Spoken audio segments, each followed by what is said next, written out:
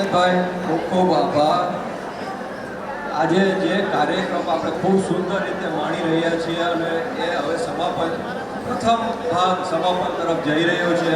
મારે ખાલી એક બે વાત કહેવાની છે એ હું ટૂંકમાં કહી દઈશ કે એક વિચાર આવ્યો કે આપણે શતાબ્દી વર્ષ અને 75 વર્ષ થાય આપણો મહોત્સવ ઉજવીએ છીએ, તો આ કાર્યક્રમમાં શું કરવું?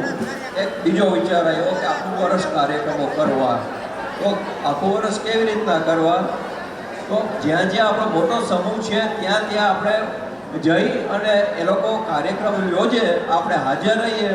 એ રીતે મધ્યસ્થ કાર્યાલય રાજકોટ અને ત્યાં સેટેલાઇટ આપણા જે મંડળો છે એની સાથે કનેક્ટિવિટી મજબૂત બને. પછી વિચાર આવતા કારોબારીની બેઠક બોલાવી 26/2/2023. વિચારો તો મૂકી દીધા અને ભૂલી ગયા કે હવે કેમ કરવું, હવે શું વિચારશે. કારોબારીમાં પ્રમુખ તરીકે ઉમેદભાઈએ ગામનું નામનું સૂચન કર્યું અને બધા કારોબારી સભ્યોએ સર્વાનુમતે વધાવી દીધો. ત્યારે મને અહેસાસ થયો કે આ તો ખરેખર કામ કરવું પડે એવું છે. અને ત્યાર પછી પ્લાનિંગ કર્યું, બધા સાથે ખભે ખભા મિલાવી અને આ કાર્ય થયેલું છે. આ કાર્યનો યશ કોઈ એક વ્યક્તિ, કોઈ એક વિચારને નથી, પણ સમગ્ર જ્ઞાતિમાંથી જે પોઝિટિવ વાઇબ્રેશન્સ આવ્યા એને લીધે દિવસે દિવસે સારા વિચારો આવતા ગયા અને અમે એને અપડેટ કરતા રહ્યા.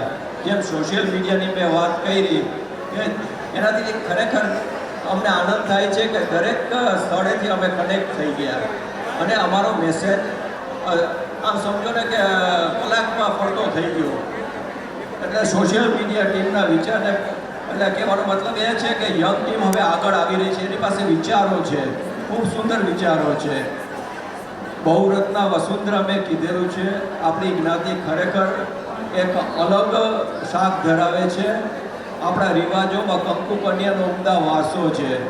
કોઈ આપણે લગ્નમાં ખાલી કંકુનું તિલક કરીને આવી જાય તો સ્વીકારીએ છીએ. આખી ટીમે ખૂબ સરસ રીતે કાર્ય કરેલું છે. પ્રમુખે નિર્ણયાત્મક તબક્કે જે જરૂર હોય નિર્ણયો પણ આપેલ છે.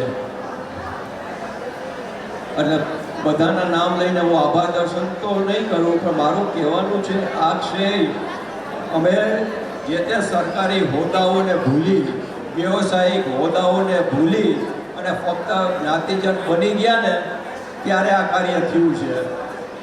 અને આ રીતે કેપિટલાઈ મૂકી અને જ્યારે સારા કાર્યો થશે તો એને અદ્ભુત સફળતા મળશે. પૈસા માગવા નીકળવું હવે પડે એમ નથી, પણ આપણું સારું કાર્ય સત્કર્મ બોલશે. જ્યારે સત્કર્મ થશે ત્યારે દાનનો પ્રવાહ અવિરતપણે ચાલુ ને ચાલુ જ રહેશે. એવો અહેસાસ આજે પણ આપણને થઈ રહ્યો છે.